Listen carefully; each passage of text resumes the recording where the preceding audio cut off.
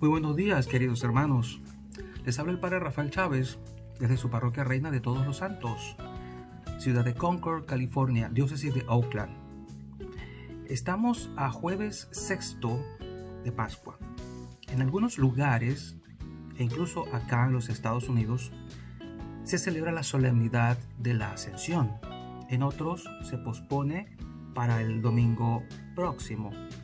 Hoy vamos a meditar la liturgia que corresponde al jueves sexto de Pascua. El domingo ya hablaremos un poco sobre la ascensión del Señor propiamente. Pero desde hoy, e incluso días anteriores, ya el Señor empieza a hablarnos de su partida. Asciende al Padre y se lleva su cuerpo. Se va al cielo con su cuerpo. Pero esto lo vamos a meditar el domingo.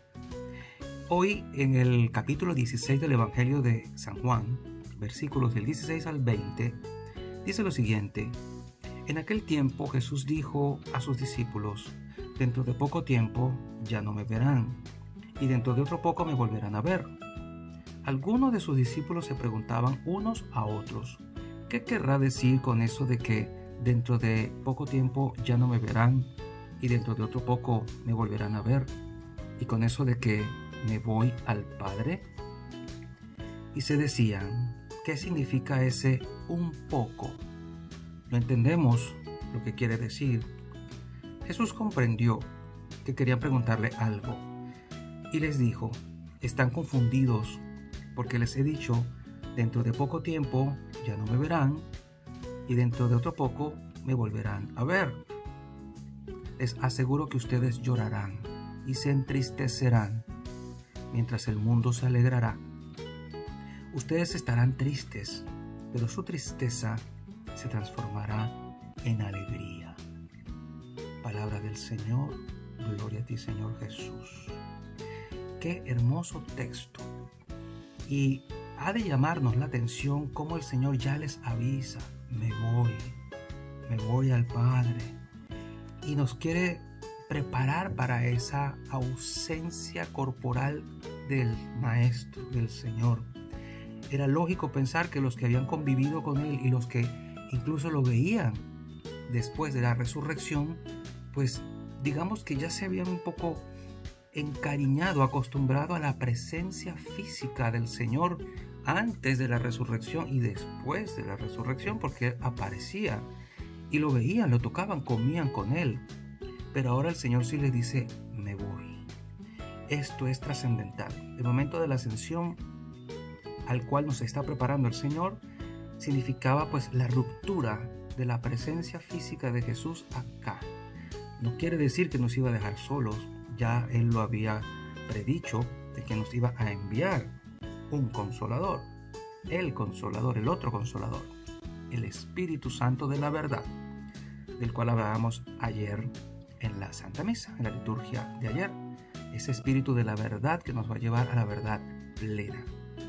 Obviamente, esa división de tiempos en que antes de la ascensión lo veían y después de la ascensión ya no lo van a ver, obviamente marca una etapa importante en la iglesia, que ya no va a vivir de la presencia física, sino de otra presencia. Es ahí cuando el Espíritu Santo toma control. Y recordemos que ya las Eucaristías se celebraban. Ya ellos estaban haciendo memoria del Señor cada octavo día, el día de la resurrección. Y el Señor se aparecía cuando estaban todos reunidos allí. De tal manera que ese ciclo de domingo, del Día del Señor, se empezó desde aquel entonces. Ese fue el ciclo semanal que todavía nosotros lo conservamos, que ahora está un poco alterado, digamos, en el sentido de la obligatoriedad de darle culto al Señor ese día en la misa, aunque seguimos con la misma obligación de darle culto al Señor en nuestro corazón, en nuestra casa, de meditar la palabra, de orar juntos. Eso lo podemos hacer en casa mientras no podamos asistir a los templos, pero ese ciclo se marcó allí. Y junto a la presencia, si se quiere, ya eucarística, estaba la presencia del Espíritu Santo, que le daba a los apóstoles esa fuerza para poder llevar a cabo la misión que el Señor les había encomendado. Obviamente hubo un momento, como dice acá el Señor, de tristeza. La ausencia del Señor les causará tristeza y el mundo pues estará alegre. Yo meditaba, esto se parece mucho también a lo que estamos viviendo.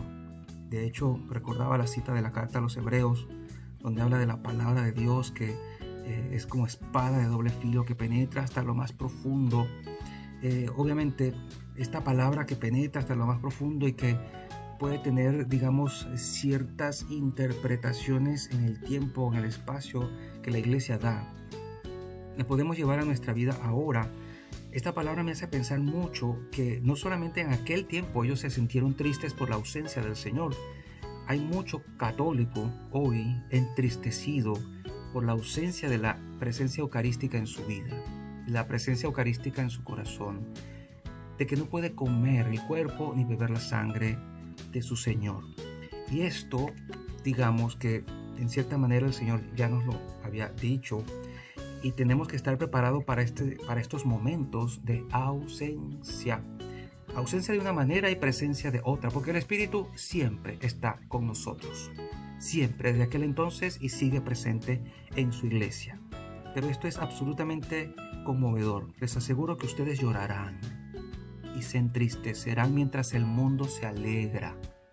Hay mucha gente, obviamente, que está tratando de volver a la normalidad, una normalidad que no sé qué tan normal sea, pero ese proceso lento de dirigir nuestra sociedad a lo que era antes, no sabemos cuánto tiempo va a durar exactamente, pero el mundo puede ir tomando un nuevo rumbo, puede irse, digamos, consolando con ciertas libertades que ahora va a ir teniendo paulatinamente, pero mientras nosotros vamos a seguir en cierta manera entristecidos un poco, porque todavía no podemos tener acceso a los sacramentos. Alguien me preguntaba, padre, ¿estar triste es malo? No, no es malo, pero puede llegar a serlo. Cuando nos dejamos sumergir en la tristeza de tal manera que nos quita la paz, que nos quita la serenidad, que nos desmotiva a la vida, a la oración, al trabajo, esa tristeza es mala. Pero hay una tristeza buena, la tristeza que me ayuda a acercarme a Dios, la tristeza que me ayuda a arrepentirme de mis pecados, la tristeza que me ayuda a anhelar estar de vuelta a la casa del Señor, estar compartiendo con mi comunidad, porque nosotros somos sociables, somos antropológicamente hechos para convivir en comunidad, en sociedad. Incluso hasta la misma frase distancia social quizá no sea la más correcta, y algunos están hablando de esto, sino distancia física.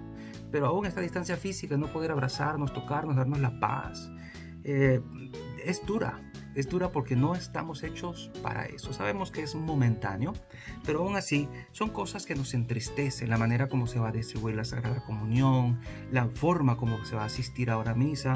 Puede que a algunos no les guste, pero peor es nada. Y preparémonos para cuando se digan las normas y nos digan cómo vamos a hacer.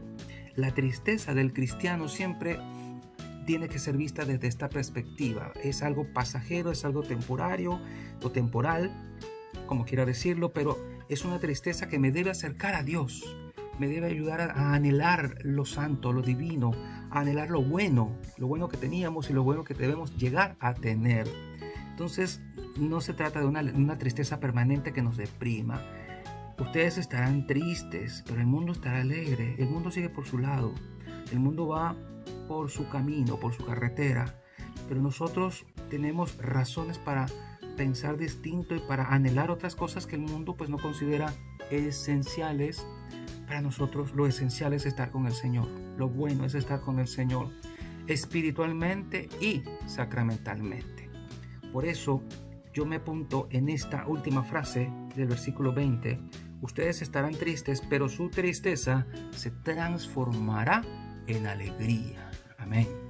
De eso nosotros estamos convencidos.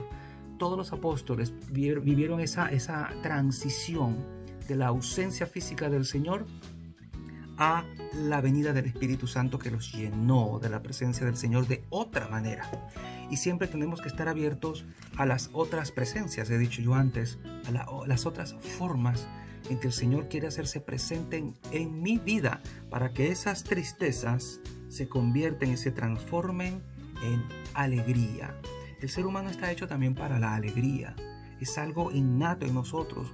Los bebés normalmente están siempre contentos. A mí me encanta ver un niño en su inocencia, como siempre está contento. No está pensando que le va a suceder algo malo. En su inocencia siempre sabe reconocer lo bueno. La risa de un niño es un ejemplo maravilloso de ver para qué nacimos. Aunque la primera impresión con el mundo sea llorar por el cambio de ambiente, luego el niño aprende más fácilmente a reír. Y nosotros tenemos que estar preparados para esa transformación de la tristeza a la alegría de la presencia del Señor en nuestras vidas. Una presencia que los apóstoles empezaron ya, digamos, a disfrutar y a dejarse envolver por esa presencia en el proceso de evangelización, en el proceso de dar a conocer el mensaje del Evangelio, como nos lo cuenta el libro de los Hechos de los Apóstoles en el versículo 18 del 1 al 8. Cuando Pablo salió de Atenas y se fue a Corinto, y allí encontró a un judío llamado Aquila, natural del Ponto, que acababa de llegar de Italia con su mujer Priscila. Y en acatamiento a las órdenes de Claudio, que expulsó de Roma a todos los judíos, Pablo se acercó a ellos y, como eran del mismo oficio, se quedó a vivir y a trabajar con ellos. Su oficio era fabricar tiendas de campaña. Pablo trabajaba para ganarse el sustento, pero no siempre fue así. Fíjense lo que dice aquí el texto. Cada sábado Pablo discutía en la sinagoga y trataba de convencer a judíos y griegos. Cuando Silas y Timoteo llegaron de Macedonia, Pablo se dedicó por completo a la predicación. En un principio Pablo pretendía hacer las dos cosas, trabajar con sus manos y ganarse modestamente el sustento y también predicar, pero se dio cuenta que no era suficiente. Tenía que dedicarse 100% a la predicación, porque era necesario. Y así lo ha visto la iglesia. Tenemos que estar dedicados por completo a esto. No part-time, no a medio tiempo. Es una entrega completa. Alguna gente a veces, como sabe que estudié medicina y que soy músico, a veces la gente me preguntaba: padre, ¿por qué no terminó la carrera? Que me faltaba poco. Padre, ¿por qué no se dedicó también a la música? Hermano, no se puede hacer todo en la vida. Y así como Pablo se dio cuenta de que no podía seguir tejiendo tiendas de campaña mientras la gente se perdía y mientras había mucho que hacer en la evangelización, también la iglesia ha discernido eso a través del tiempo. El sacerdote está a tiempo completo para la evangelización, en todo tiempo, y disponible para la evangelización. No hay cabida a un part-time. No hay cabida a un medio tiempo, a un 50%. Esta es otra de las razones, y puede que alguno discrepe conmigo, de por qué los sacerdotes no se casan. Estamos completamente entregados a la evangelización. Un sacerdote casado tendría serios obstáculos muchas veces para poder llegar a donde quiere y tiene que llegar. Complacer a la mujer, criar a los hijos. Leía hace poco un comentario bien interesante acerca de que por respeto al sacramento del matrimonio, a las obligaciones de un padre de familia y esposo para con los suyos, es que un sacerdote no puede hacer las dos cosas. O es una o es otra. Caeríamos en graves pecados de ausencia, graves pecados de falta de atención a nuestros más cercanos si los tuviéramos de esa manera.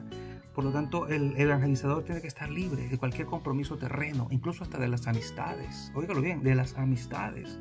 Porque si eso nos limita para llegar a los que tenemos que llegar, no hay cabida para esto. Un sacerdote tiene que estar libre en cuerpo, alma, vida, corazón, 100% para el Señor y para la evangelización donde les sea requerido. Así lo ha visto la iglesia siempre. Para poder ser de todos, uno no puede ser de nadie. Así de simple.